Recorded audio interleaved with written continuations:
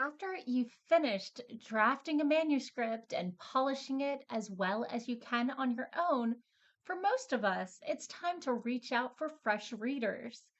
Feedback from people who haven't written and breathed and dreamed about this manuscript for weeks or months or years. While often a critical step to elevate your manuscript to the next level, you're not always going to agree with all of the feedback. Sometimes the beta readers are just wrong. Welcome back to Morgan's Writing Tips and Writerly Musings with writing tips from the pros and, of course, my own writerly musings. I'm your host, Morgan Hazelwood, and today I'm here with what do you do when you disagree with the beta reader feedback? I recently got all the feedback from my beta readers regarding my space fantasy, so I opened up a bunch of tabs and read their high level feedback and their notes on chapter 1 back to back. So to get there, first you have to deal with your beta readers. Uh, Selecting your beta readers can be a complicated process, but most of us are asking for feedback from people whose opinions we value, people who we know want us to succeed. I like to send my manuscript to a small group of 3 to 5 readers, with some having a writing and craft background and some who are just fans. So once I get that feedback, I read through it, comparing and contrasting feedback from different readers. One reader disliking a section can be an outlier. If more readers think something isn't working, I should probably look harder. So that said, all feedback is useful. You can see what works for each reader and what doesn't, and what almost hits the mark. That said, readers often give suggestions on how to fix the issues they've spotted. No one knows your world or characters or story the way you do. The readers are usually right about what needs fixing, but often wrong about how to fix it. Figuring out how to make it work is your job. So, what I do next is I usually copy the manuscript into a new draft and start incorporating the feedback my way. Then, once all my revisions are done, I reread the manuscript to make sure the flow is still there, doing line edits. So, let's talk about Morgan's rule of thirds. Can someone who's barely got a publishing credential under her belt name rules after herself? Is it too much ego? Well, while the proportions can vary wildly, especially if you've got like a copy editor beta reading for you, in general, I've found the feedback comes in thirds. One third is the easy stuff, the line edits, the one line clarifications or setups, the cleaned up descriptions. One third is the reader just not getting your point. Not all writers or stories are for all readers. That said, maybe there's a way you could have set it up better or explained it more clearly.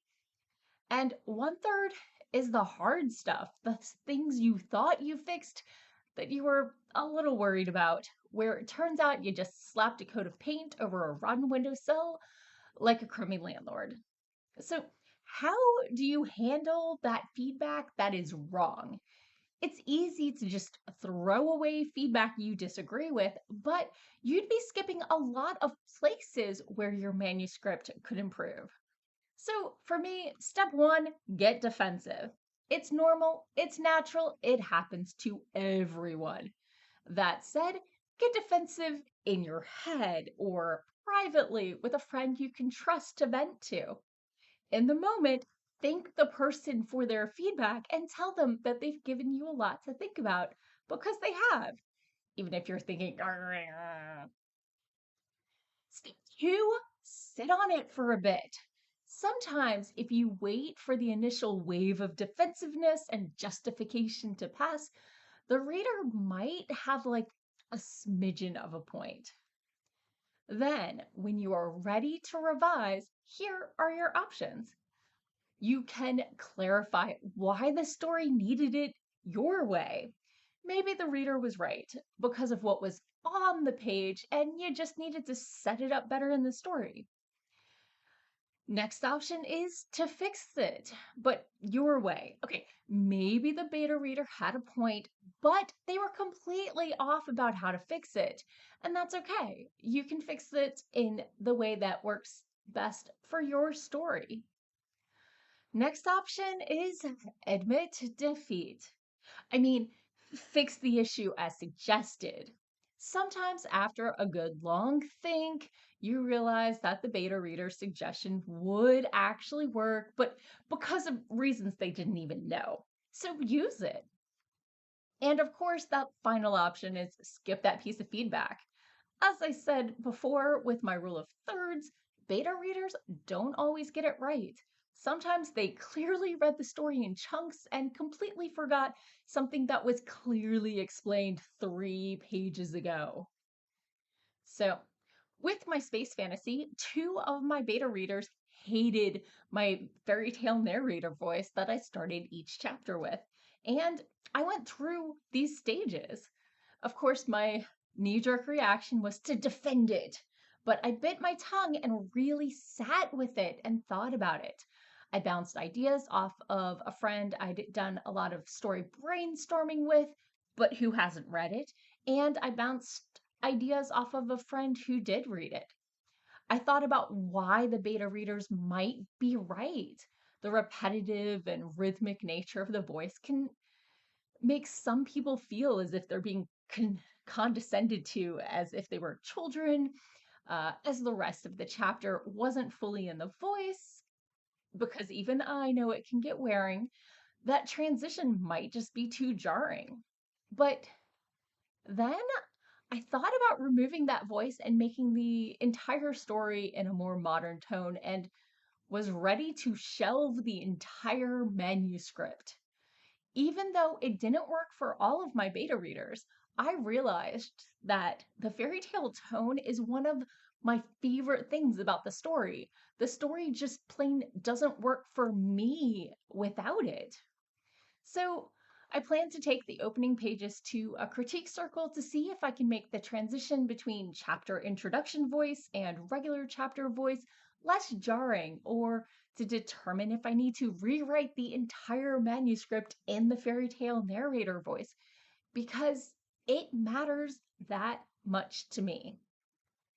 You are the final arbitrator of your story. Even if you have a contract, if someone wants to revise your story in ways that don't work for you, you can usually just walk away. Poorer, maybe, but sometimes it's worth it. Have you ever had to make a hard decision about whether to follow a piece of it feedback or not? If you're willing, let me know what it was in the comments below and if you regretted your decision in the end. Thanks for watching. I'll be back again next week with more writing tips and writerly musings. Bye bye.